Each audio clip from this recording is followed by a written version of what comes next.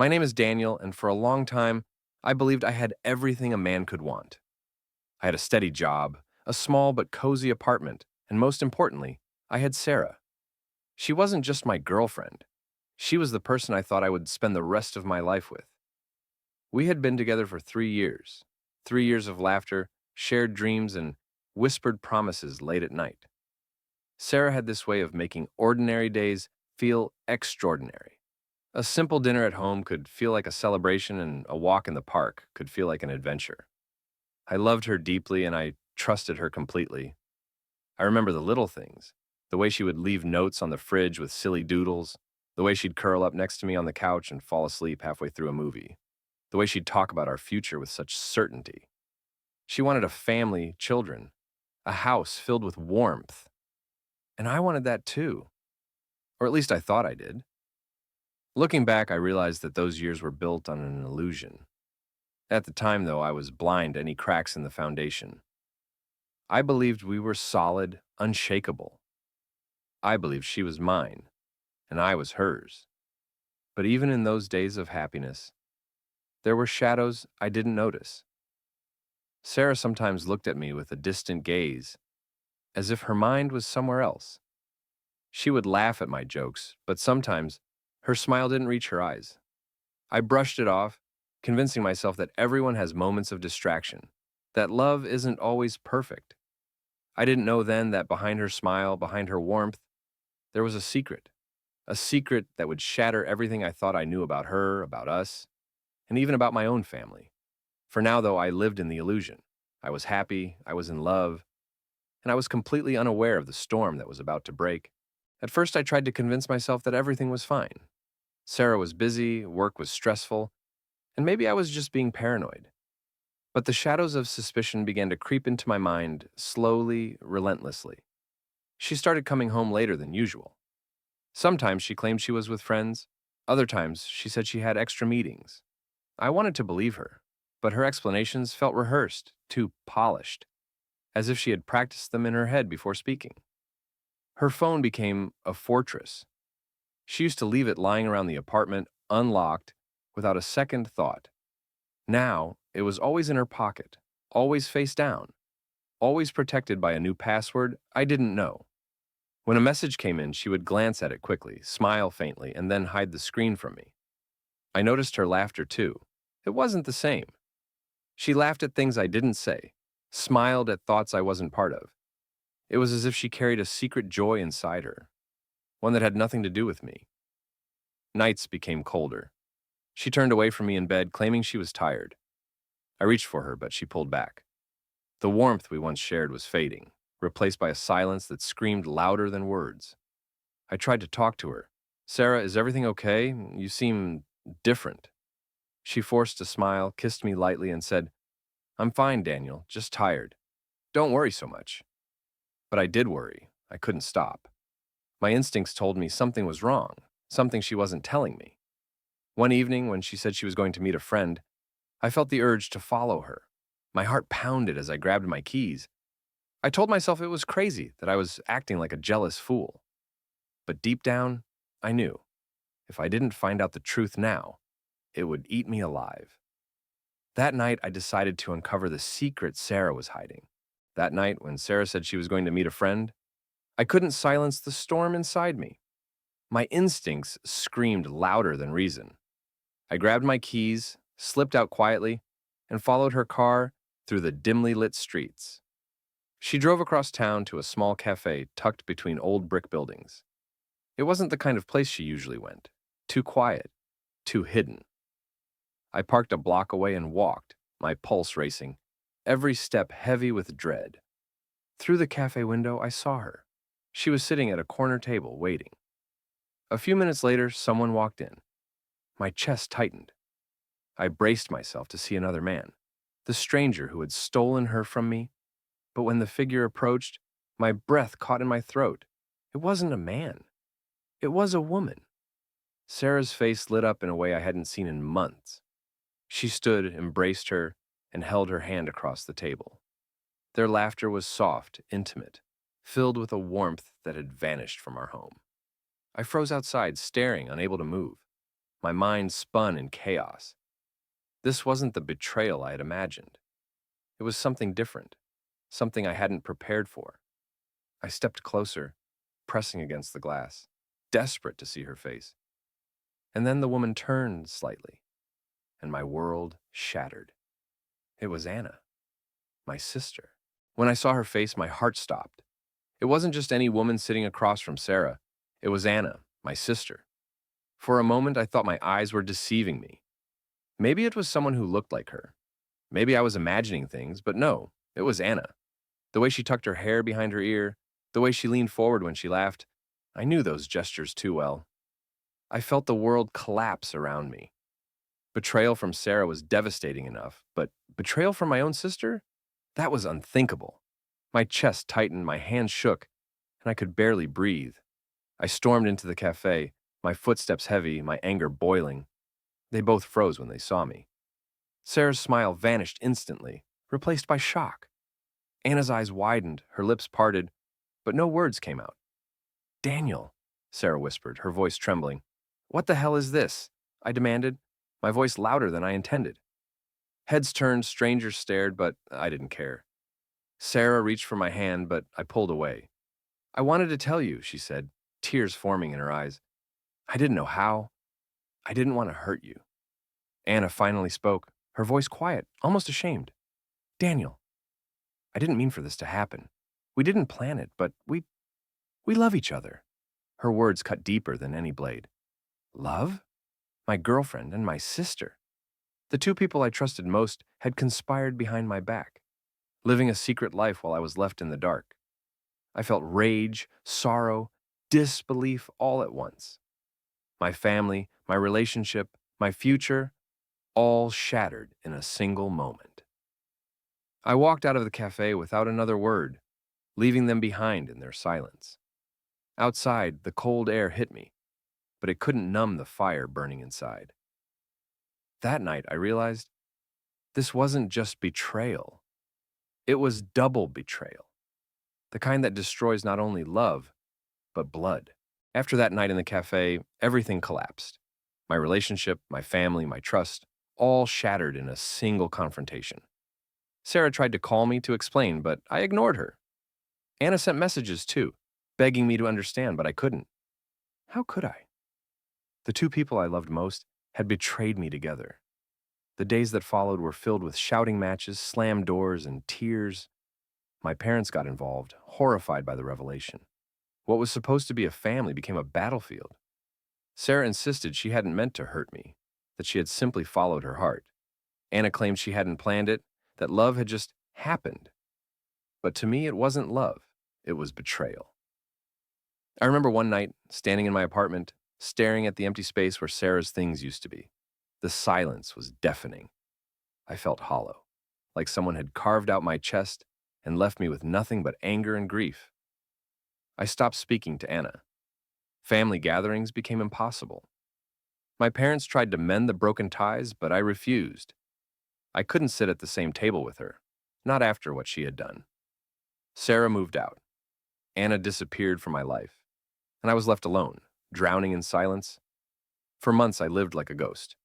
I went to work, came home, ate, slept, but nothing had meaning. The laughter was gone, the warmth was gone, and the trust I once had in people was gone too. I thought the story was over. I thought I had lost them both forever. But I was wrong. The silence was only temporary.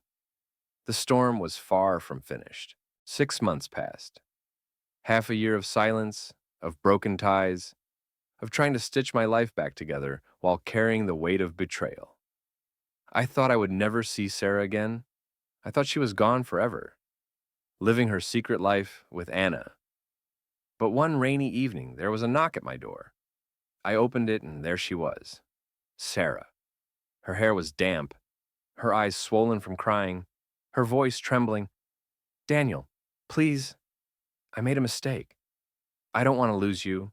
I want us back." For a moment, I just stared at her. My heart screamed at me to slam the door, to send her away. But another part of me, the part that still remembered her laughter, her warmth, the years we shared, hesitated. She begged me for forgiveness. She said Anna was a mistake, that she had been confused, lost, and afraid. She said she wanted to rebuild what we had, to start fresh. Against my better judgment, I let her in. I told myself people make mistakes, that maybe love deserves a second chance. I wanted to believe she was sincere. I wanted to believe we could heal. For a while, things seemed normal again. We cooked dinner together, watched movies, shared quiet mornings. She smiled at me the way she used to, and I almost convinced myself that the nightmare was over. But deep down, something felt off. A shadow lingered. Her apologies were convincing, but her eyes still carried secrets. I ignored it, hoping it was just paranoia. I didn't know then that her return wasn't about love. It wasn't about regret. It was about something far darker. At first, having Sarah back felt like a second chance. We laughed again, cooked together, and shared quiet evenings. I wanted to believe her tears, her apologies, her promises. I wanted to believe that love could heal betrayal.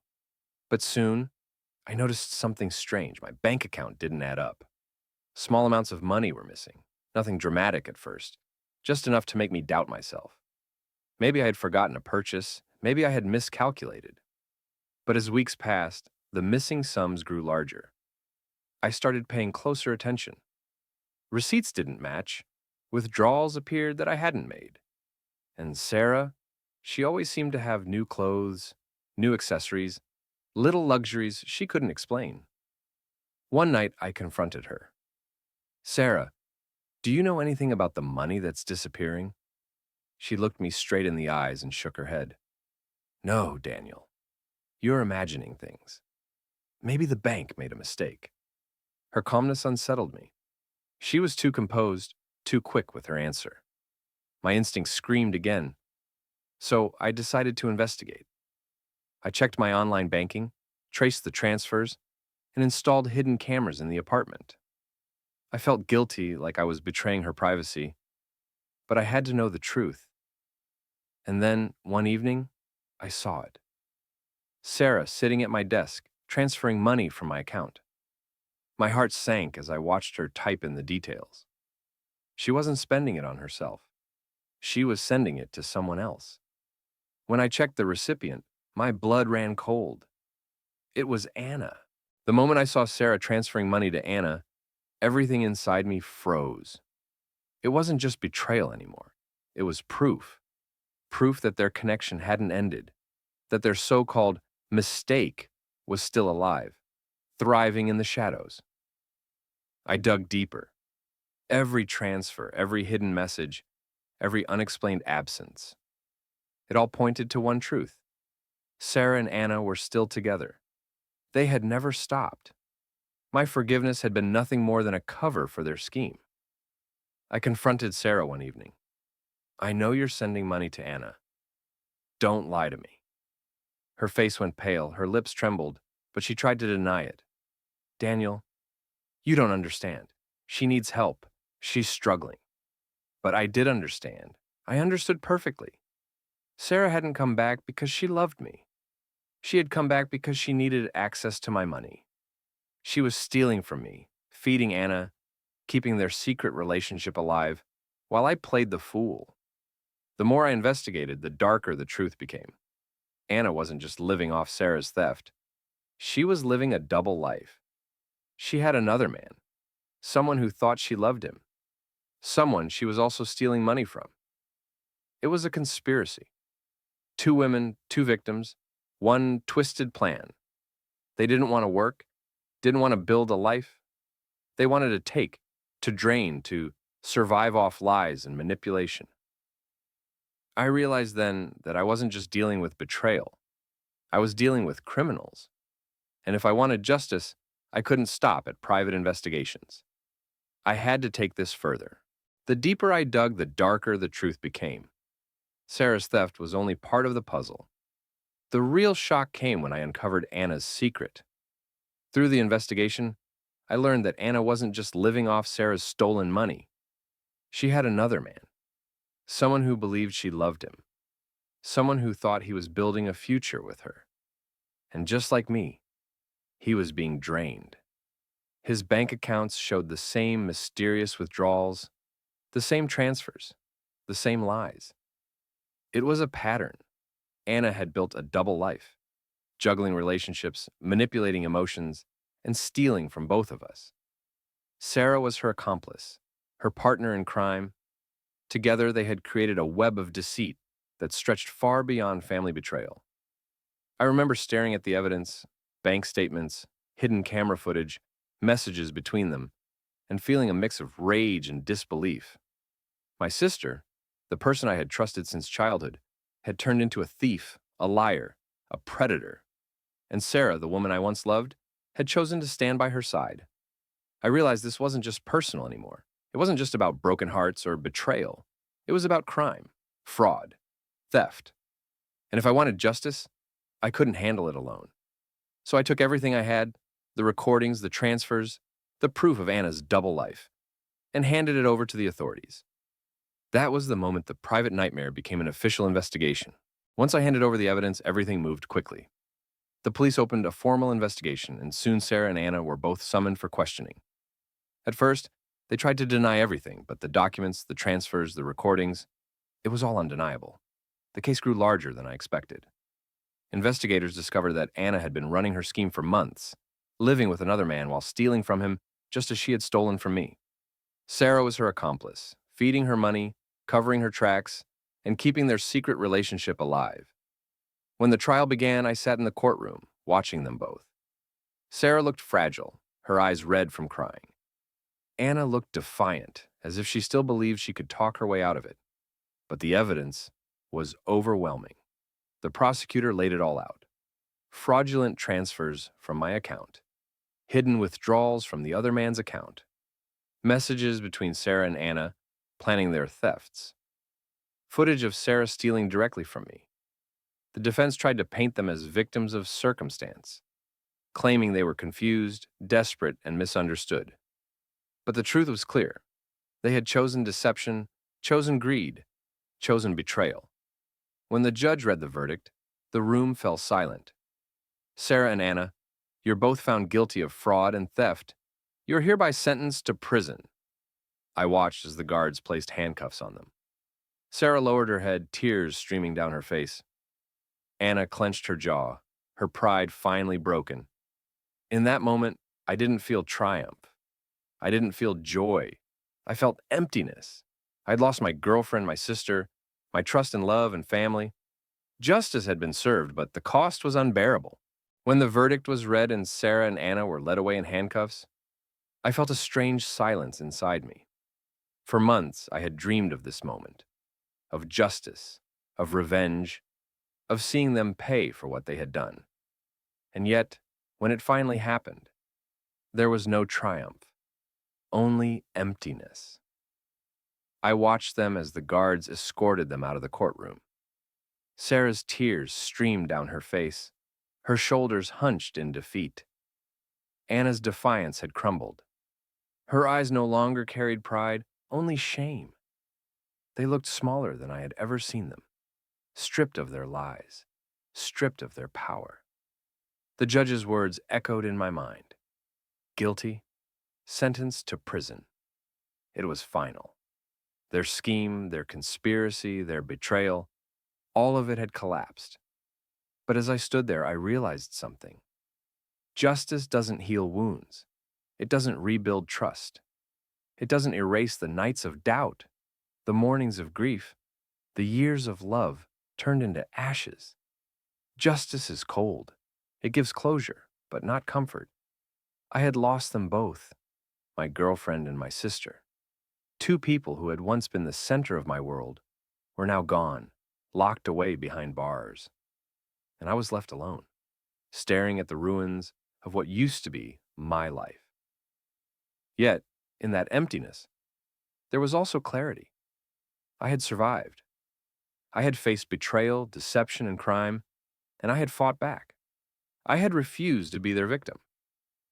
As I walked out of the courthouse, the cold wind hit my face. For the first time in months, I felt free. Not happy, not healed, but free. And maybe, just maybe, that was enough.